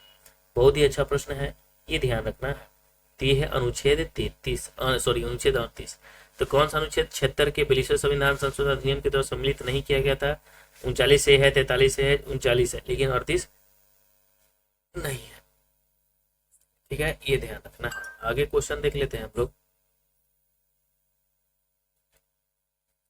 67 नंबर क्वेश्चन है। 67 नंबर क्वेश्चन क्या कर रहा है कि भारत में निवास कर रहे एक कनाडा नागरिक को निम्नलिखित में से किस अधिकार का दावा नहीं है। धर्म की स्वतंत्रता, बिल्कुल इसे धर्म की स्वतंत्रता है। गिरफ्तारी और हिरासत के खिलाफ संरक्षण भी है। कानून के समझ समानता भी इसे है। ठीक है, अभिव्यक्ति की स्वतंत्रता इसे नहीं। ठीक है, ये ध्यान रखना है। नेक्स्ट है क्वेश्चन हमारा 68 नंबर, स्वतंत्र भारत की पहली कैबिनेट में वाणिज्य मंत्रालय किसके पास है। अब देखिए स्वतंत्र भारत के पहली कैबिनेट में जो वाणिज्य मंत्रालय है वो किसके पास है, तो CH भाभा के पास था। स्वतंत्र भारत की बात हो रहा है। ठीक है, ये ध्यान रखना है। नेक्स्ट हमारा है क्वेश्चन कि निम्नलिखित में से कौन संविधान सभा के प्रारूप समिति के सदस्य नहीं थे। प्रारूप समिति के सदस्य की अगर हम बात करें तो अल्लादी कृष्ण अय्यर भी थे। ठीक है, सैयद मोहम्मद सादुल्ला भी थे, एन गोपाल स्वामी अयंगर भी थे, PT कृष्णाचारी नहीं थे। ठीक है, आगे क्वेश्चन देख लेते हैं 70 नंबर क्वेश्चन कि भारतीय संविधान ने राज्यसभा के सदस्यों को चुनाव से संबंधित प्रावधान किस स्रोत से जो है ग्रहण किया था। दक्षिण अफ्रीका के, भारत शासन अधिनियम 1935 के, तो ये ध्यान रखना, भारतीय संविधान के राज्यसभा के सदस्य, राज्यसभा दक्षिण अफ्रीका के संसद, ठीक है, संविधान से। नेक्स्ट हमारा है क्वेश्चन 71, निम्नलिखित अकाल आयोग, ठीक है, अकाल आयोग के कालानुक्रम रूप में व्यवस्थित करना, अकाल आयोग।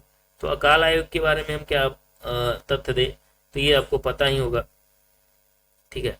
तो अकाल आयोग की अगर हम बात करें तो मैकडोनल्ड, स्ट्रेची, लॉयल और कैंपबेल में, तो कल मतलब समय के अनुसार तो सबसे पहले कैंपबेल हो जाएगा, तो इसका आंसर हो जाएगा डी, ठीक है, इन सब में। फिर हो जाएगा स्ट्रेची, फिर उसके बाद क्या हो जाएगा लॉयल, फिर उसके बाद मैकडोनल्ड। नेक्स्ट है क्वेश्चन 72 नंबर क्वेश्चन क्या है कि भारतीय राष्ट्रीय आंदोलन के दौरान बदरुद्दीन तैयबजी का कौन सा योगदान प्रमुख रूप से जो है जाना जाता है, ठीक है। तो उन्होंने मुसलमानों की शिक्षा के उत्थान के लिए अलीगढ़ आंदोलन शुरू किया। उन्होंने 1929 में लाहौर अधिवेशन की अध्यक्षता की। बदरुद्दीन तैयबजी फॉरवर्ड ब्लॉक के संस्थापक सुभाष चंद्र बोस थे। वे भारतीय राष्ट्रीय कांग्रेस के पहले मुस्लिम अध्यक्ष बने, ये बिल्कुल सही है, ठीक है। इसका आंसर क्या हो जाएगा डी, ठीक है। अब यहाँ पे यही हमारा इसका आंसर हो जाएगा। आगे देख लेते हैं 73 नंबर क्वेश्चन, भागा जतीन, ठीक है, भागा जतीन के बारे में निम्नलिखित में से कौन सा कथन सही है। तो भागा जतीन आपसे पूछ दे कि भागा जतीन के बारे में बताना है, तो देखिए भागा जतीन के बारे में क्या क्वेश्चन पूछा है कि इनमें से कौन सा कथन सही है। तो ये भारतीय राष्ट्रीय कांग्रेस के पहले भारतीय अध्यक्ष थे, बिल्कुल नहीं। उन्होंने बंगाल में खिलाफत आंदोलन शुरू किया, बिल्कुल नहीं। 1928 में बारडोली सत्याग्रह नेतृत्व किया, बिल्कुल नहीं। तो आसान क्वेश्चन है, ठीक है, ये ऑप्शन सही आपको क्या कर सकते हैं, एलिमिनेट कर सकते हैं। तीनों ने क्या किया था कि ये जुबंतर क्रांतिकारी समूह से जुड़े थे, जुबंतर, और 1915 में बालासोर में ब्रिटिश बलों से लड़ते हुए शहीद हो गए थे भागा जतीन। 74 नंबर क्वेश्चन क्या है कि अस्थायी बंदोबस्त 1793 में लॉर्ड कॉर्नवालिस के द्वारा जो है कहाँ लागू किया गया था। अस्थायी बंदोबस्त बताइए, अस्थायी बंदोबस्त जो है कहाँ लाया गया था, बंगाल, बिहार, मद्रास में लागू किया गया था। तो बंगाल, बिहार, उड़ीसा में किया गया था। तो बंगाल, बिहार, उड़ीसा में किया गया था, ठीक है, बंगाल, बिहार था और उड़ीसा था, ठीक है, ये ध्यान रखना है। तो अस्थायी बंदोबस्त बंगाल, बिहार, उड़ीसा में लागू किया गया था, ये ध्यान रखना।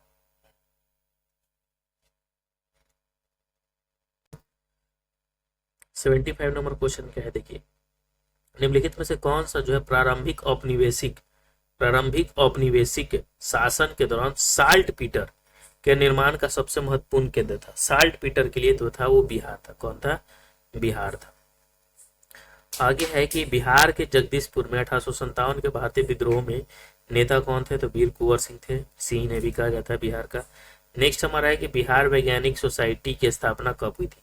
तो देखिए बिहार वैज्ञानिक सोसाइटी की स्थापना की अगर बात करें तो 1968 में हुआ था। 78 नंबर क्वेश्चन क्या है कि स्पेनिश फ्लू सबसे पहले 1918 में भारत के किस शहर में पहुंचा था, स्पेनिश फ्लू। तो स्पेनिश फ्लू जो पहुंचा था वो सबसे पहले बंबई में पहुंचा था, ठीक है।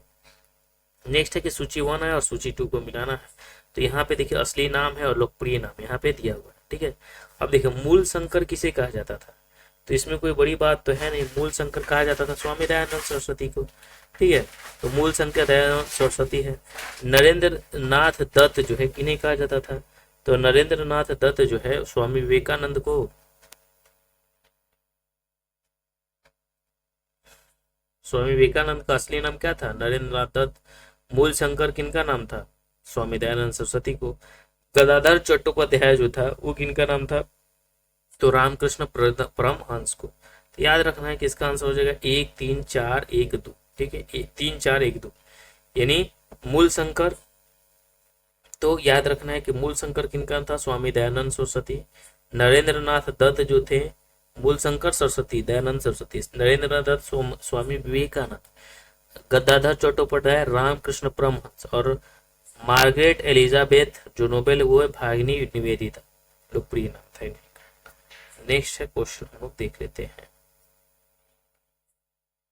80 नंबर क्वेश्चन। 80 नंबर क्या कह रहा है कि जब जो है द्विराष्ट्रीय सिद्धांत जोर पकड़ रहा था तब किसने जो है मार्लो मिंटो सुधार पर तंज कसते हुए कहा कि पाकिस्तान का वास्तविक जन्मदाता इकबाल या जिन्ना नहीं मिंटो था, क्योंकि इसी ने जो है क्या किया था, धर्म के आधार पर जो है वोटिंग में यानी बांटा था, बांटने का काम किया था। सबसे पहले किसने, मार्लो मिंटो एक्ट आया था, ठीक है, धर्म पे के आधार पर चुनाव।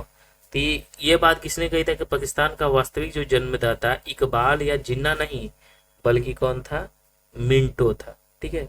बहुत ही अच्छा क्वेश्चन है। ये किसने कहा था? तो ये राजगोपालाचारी जी ने कहा था। ठीक है, सी राजगोपालाचारी ने कहा था। ठीक है, नेक्स्ट है क्वेश्चन हमारा 81 नंबर क्वेश्चन। निम्नलिखित में से कौन सा कथन सत्य नहीं है? ठीक है, इनमें से कथन सत्य नहीं है, ये हमें पढ़ना है। तो सबसे पहले हम क्या करेंगे?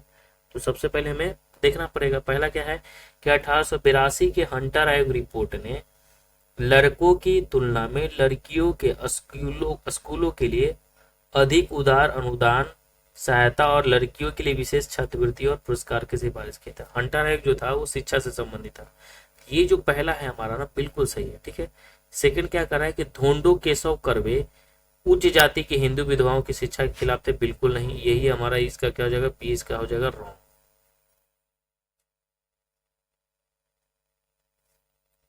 ठीक है, चलिए आगे देख लेते हैं क्वेश्चन हम लोग क्या कर रहा है। क्वेश्चन कि मद्रास थियोसॉफिकल सोसाइटी की एनी बेसेंट ने कहा कि सही क्वेश्चन, उत्तर भारत में कहा कि प्राचीन समय में जो हिंदू महिलाएं शिक्षित थी और समाज में स्वतंत्र रूप से घूमती थी, बिल्कुल सही है।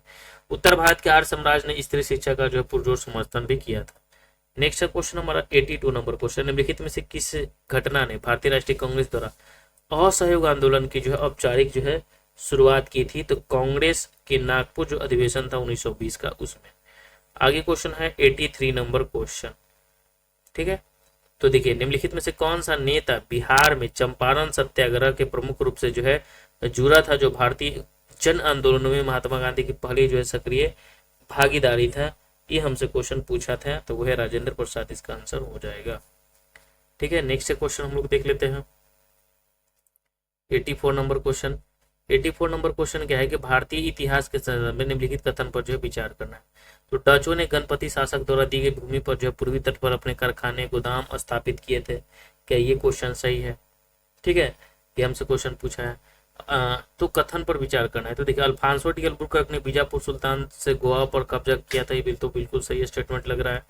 विजयनगर साम्राज्य के जो है एक प्रतिनिधि से पट्टे पर ली गई जमीन जो है पर मद्रास में एक कारखाना स्थापित किया था, ये भी सही है। ठीक है, ये भी सही है, यानी दूसरा तीसरा इसका आंसर क्या होगा? सही होगा। आगे क्वेश्चन देख लेते हैं हम लोग 85 नंबर क्वेश्चन की सहमति आयु अधिनियम 1891 के संदर्भ में निम्नलिखित कथन पर जो है विचार करना है। तो यह बम्बई के एक पारसी सुधारक जो है बेहराम जी मालवाड़ी थे, जिन्होंने इसकी वकालत की थी, बिल्कुल सही। ठीक है, तो इसका आंसर क्या हो जाएगा? पहला तो सही है। इसके अधिनियम को बाल गंगाधर तिलक के नेतृत्व वाली ग्रामपंथी शाखा का समर्थन प्राप्त किया था, बिल्कुल नहीं। ठीक है, नेक्स्ट है क्वेश्चन 86 नंबर क्वेश्चन। वर्ष 1928-29 के दौरान बिहार प्रांतीय कांग्रेस की समिति के जो अध्यक्ष थे वो कौन थे? तो बिहार प्रांतीय कांग्रेस समिति के जो अध्यक्ष थे इसके कौन थे भाई? बहुत ही अच्छा क्वेश्चन है, तो श्री कृष्ण सिंह थे।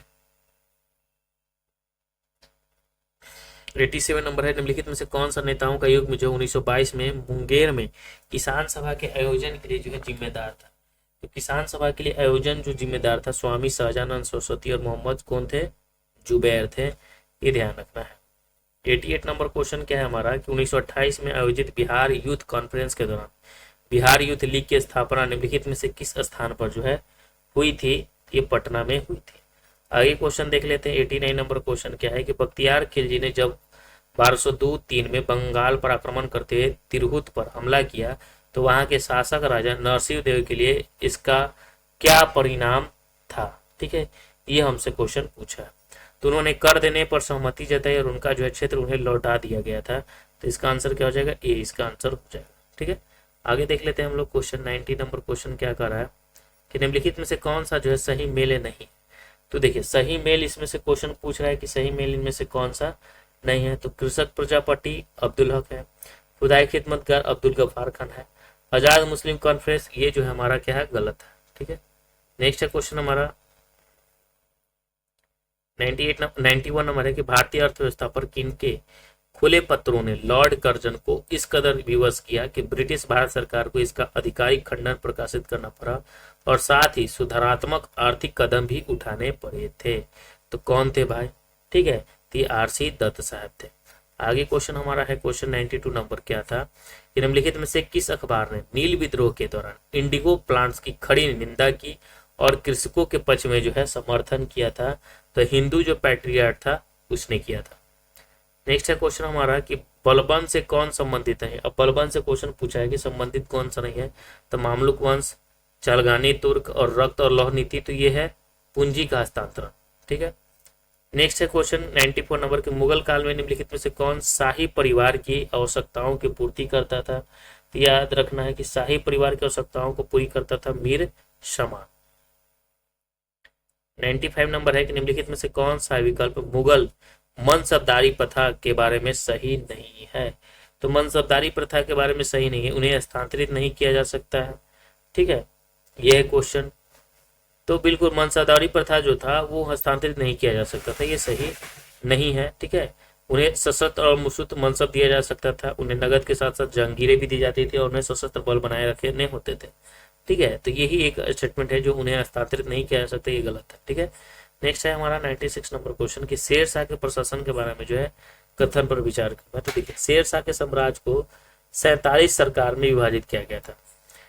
चीफ सिकदार कानून और व्यवस्था और चीफ मुंसिफ, प्रत्येक सरकार में प्रशासन के 2 प्रभारी अधिकारी होते थे।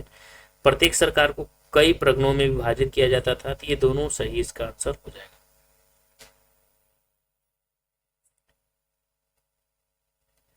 नेक्स्ट है क्वेश्चन 97 नंबर क्वेश्चन क्या है कि निम्नलिखित में से किस स्थल से हड़प्पा लिपि में बड़े अक्षरों वाला एक संक्षिप्त अभिलेख जो है प्राप्त हुआ था? तो ये था धौलावीरा। नेक्स्ट है क्वेश्चन हमारा, ठीक है, बहुत अच्छा क्वेश्चन है, ये ध्यान रखना है। हड़प्पा लिपि बड़े अक्षरों में वाला, तो ये धौलावीरा से। अशोक के किस शिलालेख में कलिंग युद्ध का जो है वर्णन है? अब बताइए, कलिंग युद्ध का जो वर्णन है किस में है? तो शिलालेख जो है 13वीं शिलालेख में जो है कलिंग का वर्णन है, कलिंग युद्ध उड़ीसा में। नेक्स्ट है कि निम्नलिखित में से कौन सा शिलाखंड जो है रॉक कट मंदिर वास्तुकला का उदाहरण है? ठीक है, तो एलोरा का जो कैलाश मंदिर है यही है उदाहरण। ठीक है, आगे देख लेते हैं हम लोग क्वेश्चन 100 नंबर क्वेश्चन, निम्नलिखित में से किस अभिलेख में समुद्रगुप्त को परम भागवत कहा जाता था? बताइए, किस अभिलेख में जो है समुद्रगुप्त को परम भागवत कहा जाता था? तो एरन स्तंभ लेख में कहा जाता था।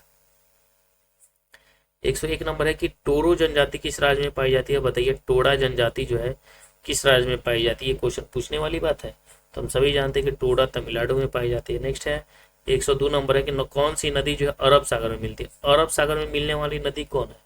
तो ये नर्मदा है। ठीक है, नेक्स्ट है क्वेश्चन हमारा 103 नंबर की नीचे दिए गए, तो देखिए नदी है और सहायक नदी है, यहाँ पे नदी दिया हुआ है, यहाँ पे इसके साथ में जो है सहायक नदी है। तो गंगा की जो सहायक नदी है वो कौन है? तो गंगा की सहायक नदी है कोसी। ठीक है, यमुना की सहायक नदी कौन है? तो यमुना की है चंबल। ठीक है, तो 3-1 सी में है, तो याद रखना है। ठीक है, कृष्णा की सहायक नदी का नाम क्या है? तो भीमा है, और महानदी का जो सहायक नदी है वो कौन सी है? तो शिवनाथ है। आगे देख लेते हैं क्वेश्चन 104 नंबर क्वेश्चन, हिमालय की किस श्रृंखला का निर्माण सबसे बाद में हुआ था? ठीक है, तो ये हुआ था शिवालिक में। नेक्स्ट हमारा है 105 नंबर क्वेश्चन कि कोपेन के जलवायु वर्गीकरण के अनुसार निम्नलिखित जलवायु प्रकारों में से कौन से भारत में जो है पाई जाती है? तो ये है ए। ठीक है, ये ध्यान रखना। नेक्स्ट है क्वेश्चन हमारा कि 186 निम्नलिखित नदियों में से कौन सा महान हिमालय के उत्तर में उत्पन्न हुआ था? ठीक है, तो देखिए कौन सा महान हिमालय के उत्तर में जो उत्पन्न हुआ था? तो वो था सतलज नदी। नेक्स्ट है क्वेश्चन हमारा 107, भारत में निम्नलिखित में से कौन सा कोयला उत्पादन में संबंधित है? कोयला उत्पादन में संबंधित नहीं पूछा तो है बैलाडीला, बाकी कनपुरा, गिरडी, बोकारो ये सब जो है कोयला में संबंधित है। ठीक है, नेक्स्ट है हमारा क्वेश्चन 108 नंबर, विश्व के 2 शीर्ष अग्रणी टीन उत्पादक देश कौन है? तो शीर्ष में अग्रणी टीन उत्पादक में जो है चीन और इंडोनेशिया है भाई। नेक्स्ट है 109 नंबर क्वेश्चन, विश्व का सर्वाधिक जैव विविधता जो है समृद्ध क्षेत्र कौन सा है? तो है उष्णकटिबंधीय क्षेत्र। नेक्स्ट है क्वेश्चन हमारा, विश्व में सर्वाधिक ज्वालामुखी किस पेटी में पाया जाता है? तो सबसे अधिक जो ज्वालामुखी जो है वो पाया जाता है हिंद महासागर पेटी में पाया जाता है। 111 नंबर क्वेश्चन हमारा है कि विश्व में अंगूर की खेती, बागवानी, कोसी कीट पालन बहुत जो है विकसित है। ठीक है, तो ये हमसे क्वेश्चन पूछा था, ये भूमध्य सागरीय क्षेत्र में है। आगे क्वेश्चन 112 नंबर की विश्व के किस क्षेत्र में अपक्षालन की प्रक्रिया तीव्र होती है? अपक्षालन की जो प्रक्रिया होती है वो आर्द्र उष्णकटिबंध में तीव्र होती है। 130 नंबर है कि जल प्रपात है और अवस्थिति है, तो दूध सागर जो है कहाँ पे है? ये ध्यान रखना है। दूध सागर कहाँ है? तो गोवा में है। दूध सागर कहाँ है? तो गोवा में है, ये ध्यान रखना। बरकाना कहाँ है? तो बरकाना जो है कर्नाटक में है। तो 4-1 हो जाएगा, तो 4-1 ये हो जाएगा इसका आंसर, ठीक है, बरकाना, ठीक है। और खंडार जो है वो कहाँ है? उड़ीसा में। और पलानी जो है कहाँ पे है? तो हिमाचल प्रदेश में। तो दूध सागर कहाँ पे है? तो गोवा में है। बरकाना कहाँ है? कर्नाटक में है। खंडाधार जो है कहाँ पे है? तो उड़ीसा में। और पालनी जो है वो है हिमाचल प्रदेश में है। 114 नंबर है, निम्नलिखित में से किस जिले में गंगा नदी बिहार में प्रवेश करती है? अब बक्सर जिला में जो है प्रवेश करती है, ठीक है, ये ध्यान रखना है। आगे क्वेश्चन की बिहार की मुख्य नदी प्रणाली कौन सी है? तो बिहार की मुख्य नदी प्रणाली जो है वो है कोसी नदी है, ठीक है। कौन सी है? बिहार, अरे यार गंगा नदी ना, ठीक है। नेक्स्ट है हमारा क्वेश्चन 116 नंबर की भीम बांध जो है वन्य जीव अभयारण्य जो है कहाँ है? तो भीम बांध जो है मुंगेर में है, ठीक है। नेक्स्ट है 170 नंबर क्वेश्चन, क्या कर रहा है क्वेश्चन कि बिहार राज्य में सबसे बड़ा अभयारण्य कौन सा है? तो हम सभी जानते हैं कि वाल्मीकि है, ठीक है। सबसे बड़ा अभयारण्य कौन सा है? वाल्मीकि है। नेक्स्ट है हमारा कि बिहार का निम्नलिखित में से कौन सा जिला जो है नेपाल के साथ अपनी सीमा साझा नहीं करता है? तो है कौन सा जिला? तो पूर्णिया जिला नेपाल के साथ नहीं करता। और पूर्णिया के सांसद कौन है? पप्पू यादव। किस नदी को बिहार का शोक भी कहा जाता है? तो कोसी को जो है शोक कहा जाता है। रांची का पठार उदाहरण है, तो रांची का जो पठार है वो है उत्थित पेनिप्लेन का उदाहरण है। नेक्स्ट है क्वेश्चन 121 नंबर, बीमारी पैदा करने वाला जीवाणु जो है स्रावित करते हैं, तो वो कहाँ पे स्रावित करते हैं? तो एंटीजन करते हैं ये भाई, ठीक है, एंटीजन में। नेक्स्ट हमारा है इशिहारा टेस्ट जो है संबंधित है। अब देखिए इशिहारा टेस्ट की अगर हम बात करें तो जो इशिहारा टेस्ट होता है ना वो जो कलर ब्लाइंडनेस होता है उससे संबंधित है, ठीक है। नेक्स्ट हमारा है कि मनुष्य में कलर ब्लाइंड हेमोफीलिया बीमारी के कारण जो होता है वो कैसे होता है? तो एक गुणसूत्र पर जो है प्रभावी जीन की वजह से ये बीमारी होता है। नेक्स्ट हमारा है कि मनुष्य के जो पीएच मान है वो कितना होता है? तो 7 दशमलव कितना होता है? 4 होता है। तो 7.4 किस में होगा भाई? 7.35 से 7.45 के बीच में। नेक्स्ट है कि बिंजाकुरन बिंजाकुरन के लिए क्या जो है आवश्यक नहीं है? तो है खनिज लवण आवश्यक नहीं है। नेक्स्ट है क्वेश्चन हमारा कि निम्नलिखित में से कौन सा तना का जो है रूपांतरण है? अब तना की अगर हम बात करें तो तना का जो रूपांतरण है वो कौन नहीं है? तो ये ध्यान रखना, तना का रूपांतरण जो है नागफनी का जो फिलैक्टेड है वो रूपांतरण नहीं है तना का। नेक्स्ट हमारा है कि हमारे शरीर में कौन सा कोशिका है अनॉक्सी श्वसन नहीं कर सकता है? तो अनॉक्सी श्वसन कौन नहीं कर सकता है? मांसल कोशिका है। तो ये है परिपक्व रक्त रुधिर कणिका है। नेक्स्ट हमारा है क्वेश्चन क्या है कि 128 नंबर के पौधे की किस भाग में चरने वाले जानवर कभी भी नहीं खाते हैं, वो कौन है भाई? तो ये है जड़, ठीक है। नेक्स्ट हमारा है जड़ में पहुंचेगा भाई। आगे है क्वेश्चन कि निम्नलिखित में से कौन ग्रीन हाउस गैस नहीं है? अब देखिए ग्रीन हाउस गैस की अगर हम बात करें तो मीथेन भी है, नाइट्रोजन ऑक्साइड भी है और सीएफसी भी है। सल्फर डाइऑक्साइड भी ग्रीन हाउस गैस नहीं है, ठीक है। SO2 ग्रीन हाउस गैस नहीं है। मीथेन है, कार्बन डाइऑक्साइड है, नाइट्रोजन ऑक्साइड है, सीएफसी है, क्लोरोफ्लोरोकार्बन है। ऊपर मिट्टी का कटाई उर्वरों का कीटनाशकों के बहाव जो जलाशय में एकत्रित होते हैं उसके जो उदाहरण है दोनों ही धनात्मक प्रदूषण के उदाहरण है। 131 नंबर है, भारत में कितने जो है बायोडाइवर्सिटी हॉट स्पॉट पाए जाते हैं? ठीक है, तो बायोडाइवर्सिटी जो हॉट स्पॉट पाए जाते हैं वो है 4 है। 132 नंबर क्वेश्चन है, Bombay natural history society BNHS द्वारा त्रैमासिक पत्रिका हॉर्नबिल प्रकाशित की जाती है जिसके अध्याय जो है किया जाता है, तो कितने किए जाते हैं? वन्य जीव और वातावरण जो है किए जाते हैं, ये ध्यान रखना है। 123 नंबर है कि पारिस्थितिकी तंत्र में 10% ऊर्जा का परिवहन सिद्धांत किसने प्रतिपादित किया था? तो ये किया था लिंडमैन ने किया था। नेक्स्ट है क्वेश्चन 134 नंबर क्वेश्चन कि डीएनए और आरएनए में निम्नलिखित में से कौन सा तत्व नहीं मिलता? देखिए डीएनए और आरएनए में जो है कौन सा तत्व नहीं मिलता? तो सल्फर जो है नहीं मिलता है। 135 नंबर है कि नेक्टोस समुद्री पारिस्थितिकी तंत्र की खाद्य श्रृंखला के सर्वोच्च परभक्षी है। निम्न में से कौन सा जो है नेक्टोस की श्रेणी में नहीं है? तो नेक्टोस की श्रेणी में जो श्रेणी में नहीं है वो है जेलीफिश नहीं है।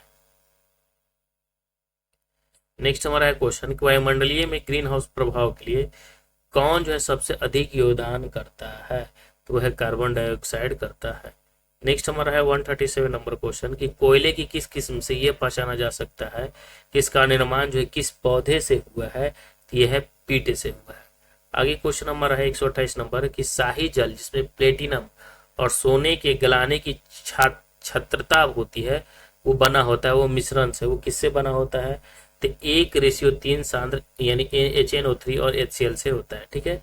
नेक्स्ट हमारा है कि माचिस की तिल्ली के टिप पर जो होता है वो सफेद जो फास्फोरस होता है ना वो ऐसे ही जल जाता है हवा के संपर्क में, तो वो होता है रेड फास्फोरस। ठीक है, तो लाल फास्फोरस इसका आंसर हो जाएगा। नेक्स्ट हमारा है कि किसके द्वारा लोहे की गैल्वेनाइज्ड, तो हम सभी जानते हैं कि जस्ता के द्वारा जो है क्या किया जाता है, जस्तीकरण किया जाता है। नेक्स्ट हमारा है कि न्यूट्रॉन की खोज किसने की थी, तो न्यूट्रॉन की खोज पता है ना चैडविक ने किया था। आगे क्वेश्चन देख लेते हैं हम लोग 142 नंबर, कौन से तरंग सोनार में उपयोग की जाती है, तो सोनार में जो की जाती है वो पराश्रव तरंग है, श्रव या पराश्रव, तो पराश्रव तरंग है। ठीक है, सोनार का इस्तेमाल जो है समुद्र में किया जाता है, गहरे गहराई जल में, घड़ी नदी, ठीक है, समुद्र में। तो देखिए कौन सा बल जो है मट्ठे में से क्रीम अलग करता है, मट्ठा से, तो कौन सा, आप सभी जानते हैं कि अभी केंद्रीय या अपकेंद्रीय, तो अपकेंद्रीय बल। ठीक है, आगे देख लेते हैं 144 नंबर क्वेश्चन कि माइक्रोफोन का कार्य क्या है, तो अब देखिए माइक्रोफोन का कार्य जो है ध्वनि संकेतों को जल विद्युत संकेतों में बदलना। 145 नंबर है कि बहुत पुराने दस्तावेज के लिखावट को पढ़ने के लिए कौन सी किरण जो है काम में ली जाती है, बहुत ही अच्छा प्रश्न पूछा है ये। ठीक है, तो ये है IR किरणें की, ठीक है, इंफ्रारेड किरणें की। ठीक है, ये ध्यान रखना है। आगे देख लेते हैं हम लोग, तो ये बहुत ही अच्छा प्रश्न है, कौन है, तो अल्फा बीटा गामा ना IR, बहुत पुराने दस्तावेज लिखावट को पढ़ने के लिए कौन सी किरणें, तो IR किरणें। नेक्स्ट है क्वेश्चन हमारा कि सर्दियों में एक कंबल के बजाय 2 कंबल उपयोग में लाकर शरीर को गर्म रखते हैं, ऐसा क्यों रखा जाता है भाई, तो 2 कंबल वायु का आवरण पैदा कर देते हैं जो ठंडी हवा में अंदर घुसने से क्या करता है, रुकता है, ये ध्यान रखना है। 147 नंबर है कि यदि एक द्रव की गुरुत्वाकर्षण को शून्य कर दिया जाए तो निम्नलिखित में से क्या नहीं होगा, तो उत्प्लावन बल नहीं होगा। नेक्स्ट हमारा है क्वेश्चन, यदि एक चालू फ्रिज के दरवाजे को किसी कमरे में खुला छोड़ दिया जाए तो क्या हो जाएगा भाई, तो वो हो जाएगा कमरे का तापमान जो है बढ़ जाएगा। ठीक है, ऐसा क्या होता है, कमरे का तापमान बढ़ जाता है। नेक्स्ट हमारा है कि मानव जीवाश्म की उम्र निर्धारण में कौन सी विधि जो है काम में ली जाती है, तो ये ध्यान रखना है, रेडियो कार्बन डेटिंग विधि। नेक्स्ट हमारा है 150 नंबर कि लंबवत तरंगे किससे नहीं गुजर सकती, तो लंबवत तरंगे जो है गुजर नहीं सकती, निर्वात से, वैक्यूम से नहीं गुजर सकती, ठोस द्रव गैस से गुजर सकती है। तो यहाँ पे हमारा जो है 150 क्वेश्चन क्या होता है, कंप्लीट होता है। 150 क्वेश्चन जो है हमारा यहाँ कंप्लीट होता है। देख लीजिए कैसे कैसे प्रश्न पूछे गए। अब हम लोग ऐसे ही जो है बीपीएससी के द्वारा पूछे गए सभी जो प्रीवियस ईयर क्वेश्चन है, अभी तक 17वीं बीपीएससी तक हुआ है और CDPO हो गया है, तो बीपीएससी के द्वारा सभी एग्जाम में पूछे गए हम लोग जो है सभी प्रैक्टिस को हम लोग इन दिनों में कर लेंगे ताकि एग्जाम में जो है हम अच्छा से स्कोर कर पाए। ठीक है, हम लोग तो 71वीं बीपीएससी के लिए जो हम लोग सारे, उससे पहले जितने बिहार में चाहे बिहार का कोई एग्जाम हो उन सबको हम लोग क्वेश्चन को देखने वाले हैं। तो चलिए मिलते हैं अगली वीडियो में। जय हिंद।